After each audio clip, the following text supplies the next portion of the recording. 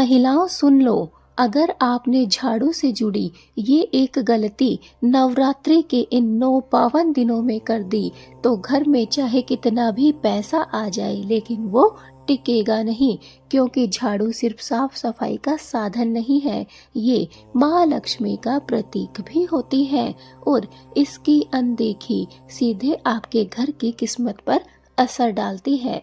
इसलिए भूल कर भी इस वीडियो को स्किप मत करना, क्योंकि नवरात्रि के ये 9 दिन बहुत ही पावन होते हैं, बहुत ही शुभ होते हैं। अगर इन दिनों में हमसे झाड़ू से जुड़ी हुई छोटी मोटी वास्तु से संबंधित गलतियां हो जाती है तो इसका असर पूरे 12 महीने हमारे जीवन पर पड़ता है और हमारी किस्मत भी हमारा साथ देगी या नहीं, ये बात झाड़ू पर ही निर्भर करती है।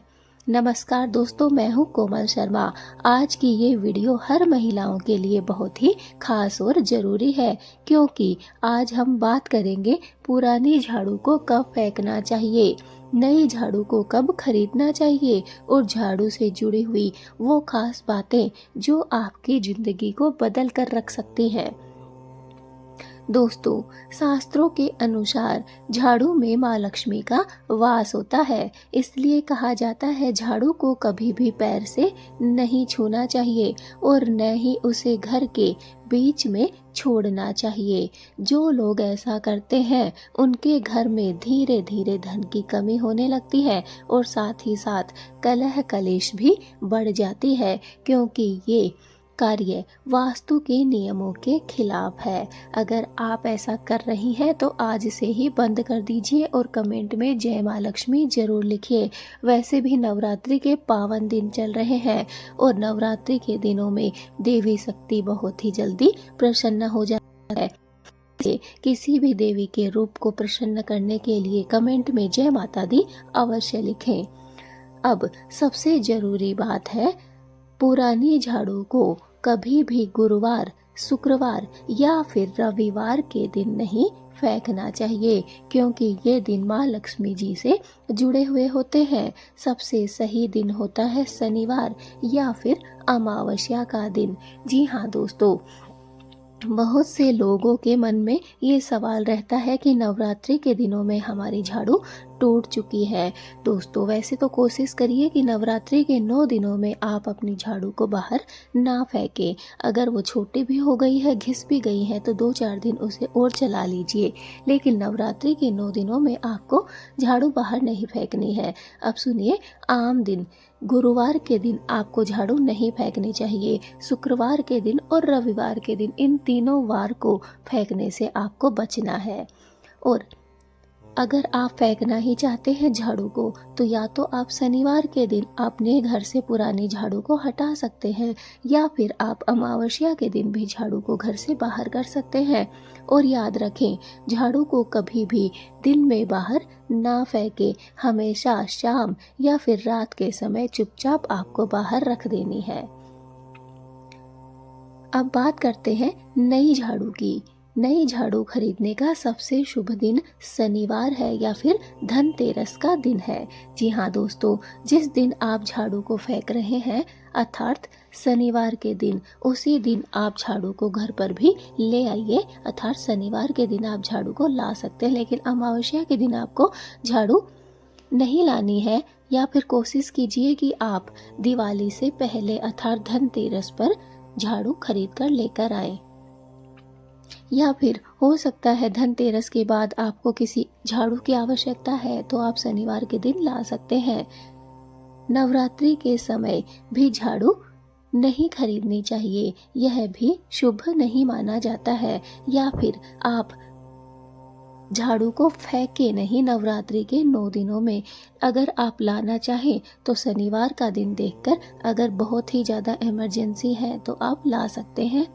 लेकिन एक बात ध्यान रखें, नई झाड़ू को घर में लाकर पहले दिन इस्तेमाल ना करें, उसे एक दिन ऐसे ही बंद रख दें, फिर अगले दिन से उसका उपयोग आपको करना है। अर्थात आप शनिवार के दिन ला रहे हैं तो उसे रख दीजिए और अगले दिन उससे सफाई कीजिए, या फिर आप धनतेरस के दिन खरीद रहे हैं तो उस दिन उसे रखिए, उसकी पूजा कीजिए और अगले दिन से उससे सफाई करना प्रारंभ कर दीजिए। दोस्तों, कभी भी झाड़ू को खड़ा करके नहीं रखना चाहिए। ये झाड़ू से जुड़ी हुई एक बहुत ही महत्वपूर्ण बात है। इसका हर घर में पालन करना चाहिए। उसे हमेशा ही जमीन पर लेटा कर रखना चाहिए। शाम के बाद हमें झाड़ू लगाने से बचना चाहिए।